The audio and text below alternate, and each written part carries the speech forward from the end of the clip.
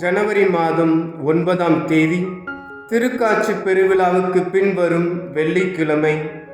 புனித லூக்கா எழுதிய நற்செய்தியிலிருந்து வாசகம். அதிகாரம் 5, இறை வார்த்தைகள் 12 முதல் 16 முடிய. இயேசு ஓர் ஊரில் இருந்தபோது உடலெல்லாம் தொழுநோயால் பாதிக்கப்பட்டிருந்த ஒருவர் வந்தார். அவர் இயேசுவை கண்டு அவர் காலில் விழுந்து, ஆண்டவரே, நீர் விரும்பினால் எனது நோயை உம்மால் நீக்க முடியும் என்று மன்றாடினார். இயேசு கையை நீட்டி அவரை தொட்டு, நான் விரும்புகிறேன், உமது நோய் நீங்குக என்றார். உடனே தொழுநோய் அவரை விட்டு நீங்கிற்று. இயேசு அவரிடம், இதை யாருக்கும் சொல்ல வேண்டாம்.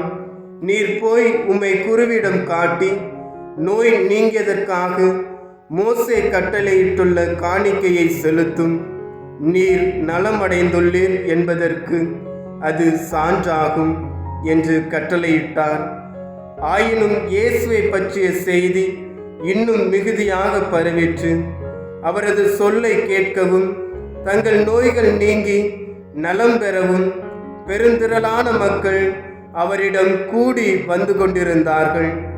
அவரோ ஆள் நடமாட்டம் இல்லாத இடங்களுக்கு சென்று தனித்திருந்து இறைவனிடம் வேண்டி வந்தார். ஆண்டவரின் அருள்வாக்கு. கிறிஸ்துவே உமக்கு புகழ்.